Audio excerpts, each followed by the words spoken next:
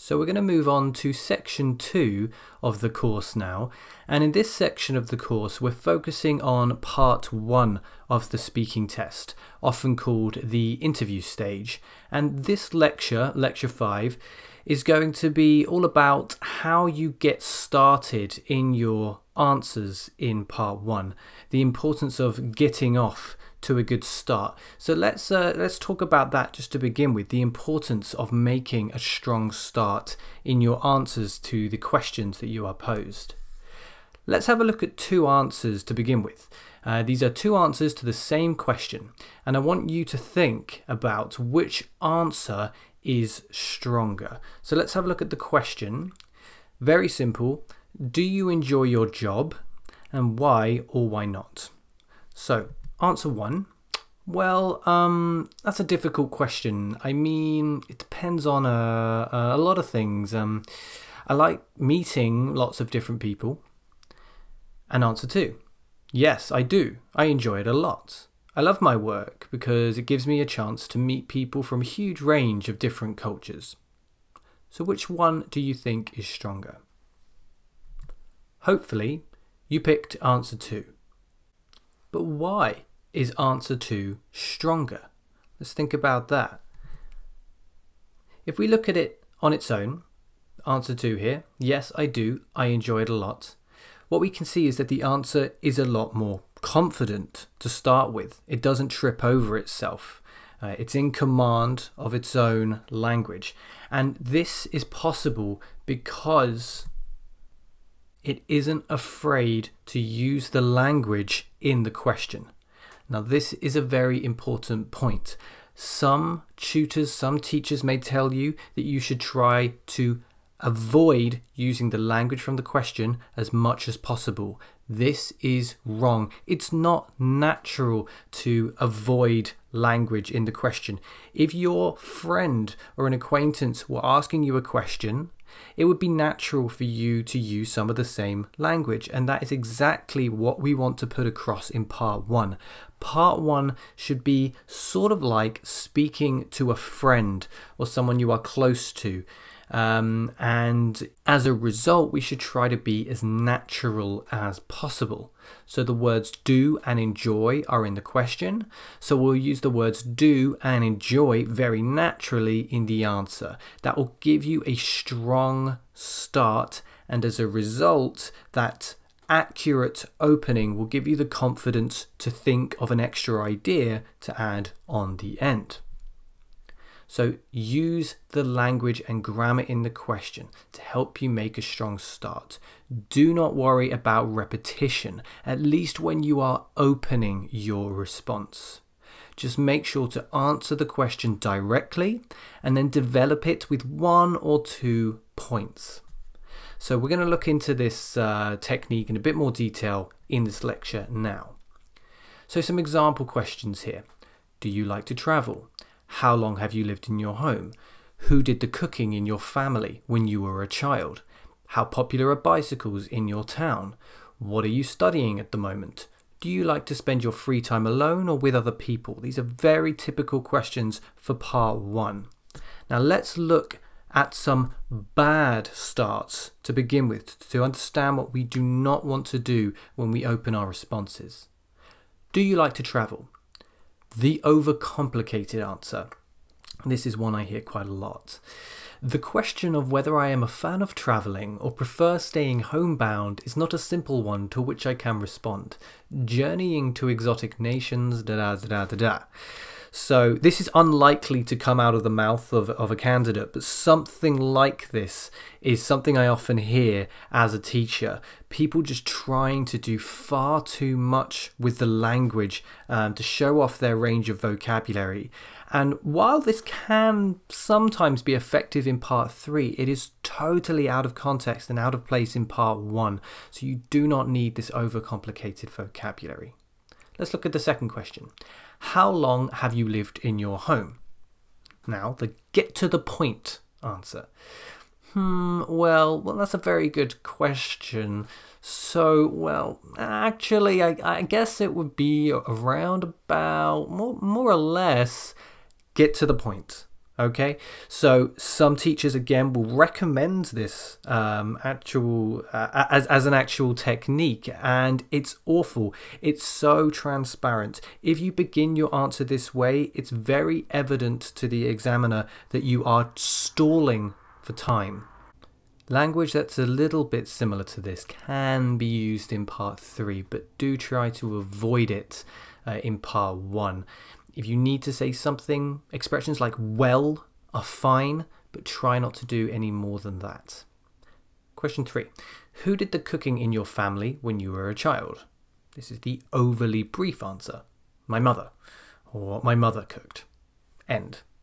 This is not enough. You're not demonstrating any of your vocabulary or grammar or fluency or pronunciation when you give an answer like this. Remember, this exam is a chance for the examiner to see what your speaking is like. It's very difficult for them to judge you based on an answer like that. Question 4. How popular are bicycles in your town? Now, the irrelevant answer. Well, the most popular form of transport is cars. There are cars everywhere in my city. They cause so much traffic. It's fine with the vocabulary, with the grammar, with the pronunciation, but it's very much not answering the question, and that could have an impact on your score. Question 5. What are you studying at the moment? Now, this is the repetitive answer. English is the subject I am studying at the moment, so I am studying English at the present time. This is actually quite a common response, and I'm not sure whether candidates realise they are doing it. But it's essentially a case of you don't know what to say, and so you repeat the same thing in slightly different vocabulary. Try to notice when you're doing this, try to stop it, and think about how you can develop your idea, which we'll be looking at a little bit later in this lecture. Final question. Do you like to spend your free time alone or with other people? Now, this is the, in inverted commas, the exam voice answer. It is my firm belief that spending free time alone is most pleasurable. This is a consequence of yada yada yada. Now, this is quite similar to the overcomplicated, except the language here really comes a little bit more naturally to people, but when they are in an exam. So when I'm in lessons with students, what often happens is that at the beginning of the lesson, I have a little chat with them. And when they're talking to me, super natural, it's fine, it's really good. As soon as we come into like a question answer format in Ielts, they suddenly change their vocabulary to try to make it a little bit more advanced. Do not do this.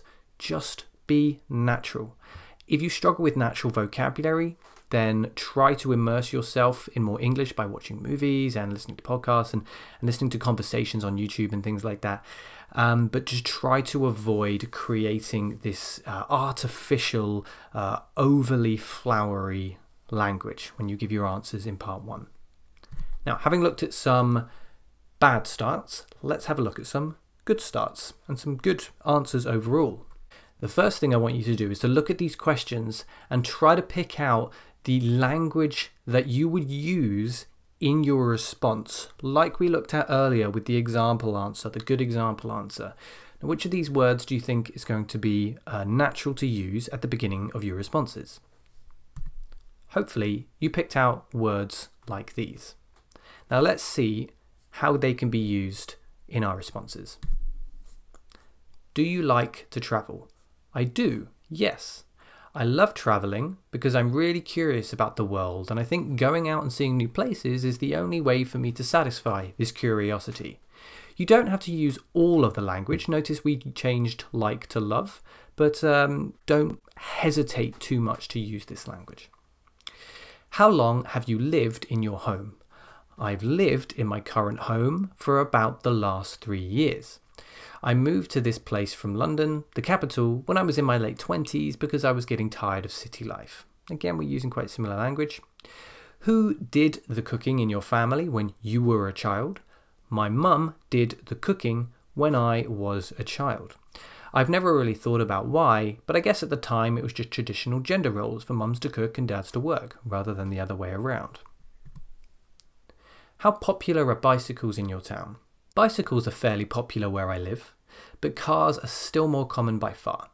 I think bikes are gaining more popularity though, and I've certainly noticed that many more bicycle lanes have been built recently.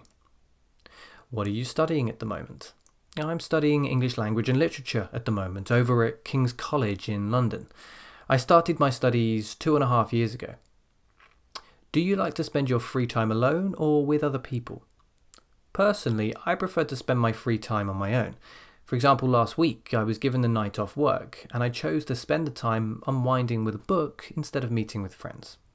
So all of these answers here use the language from the question to an extent, but do notice they don't just keep repeating that language. They use it to get themselves off to a good start, and they use that good start as a platform to help develop the original idea. Now let's think about that development in this final slide here. The idea of continuing your good start, continuing your answer.